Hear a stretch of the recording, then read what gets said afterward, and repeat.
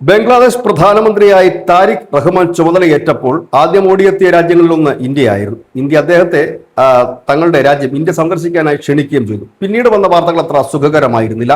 താരിഖ് റഹ്മാൻ തന്റെ ആദ്യ ഔദ്യോഗിക സന്ദർശനം ചൈനയിലേക്ക് നടത്തുമെന്ന് ബംഗ്ലാദേശിന്റെ പത്രങ്ങൾ പറഞ്ഞു. ഏതായാലും അത്തരത്തിൽ കാര്യങ്ങൾ മുൻപോട്ട് നീങ്ങി. പക്ഷേ ഇപ്പോൾ വീണ്ടും ഒരു ചുവടുമാറ്റം സംഭവിച്ചിരിക്കുന്നു. കാരണം ഇന്ത്യയെ പിണക്കിക്കൊണ്ട് മുൻപോട്ട് പോവുക അസാധ്യമായ കാര്യമാണ് എന്ന് താരിഖ് റഹ്മാന് ചില സൂചനകൾ ലഭിച്ചിരിക്കുന്നു, ചില ഉപദേശങ്ങൾ ലഭിച്ചിരിക്കുന്നു. ഒപ്പം തന്നെ ആദ്യമായി താരിഖ് റഹ്മാനെ ഒരു രാജ്യം സന്ദർശിക്കാൻ ക്ഷണിച്ചത് ഇന്ത്യയാണ്, പിന്നീടാണ് ചൈന ക്ഷണിച്ചത്. ഏതായാലും ചൈനയെയും ഇന്ത്യയും പിണക്കി മുൻപോട്ട് പോകാൻ ബംഗ്ലാദേശിന് കഴിയില്ല. പ്രത്യേകിച്ച് ഇന്ത്യയെ ഒട്ടും തന്നെ ഇപ്പോൾ പിണക്കി മുൻപോട്ട് പോകാൻ കഴിയാത്ത ഒരു സാഹചര്യം കൂടിയുണ്ട്.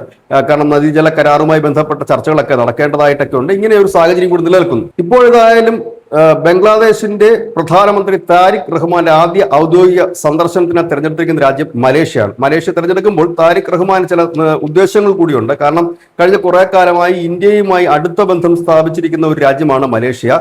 അതോടൊപ്പം തന്നെ ഇന്ത്യയും ബംഗ്ലാദേശും അത്ര സുഖകരമായ രീതിയിലല്ല ഇപ്പോഴത്തെ ഒരു പോക്ക് എന്നുള്ളത് കൊണ്ട് തന്നെയും മലേഷ്യ വഴി ഇന്ത്യയെ സ്വാധീനിക്കാൻ ഒരു ശ്രമം കൂടി ഈ യാത്രയുടെ ഭാഗമായി തീർന്നേക്കാം. News desk, news India Malayalam.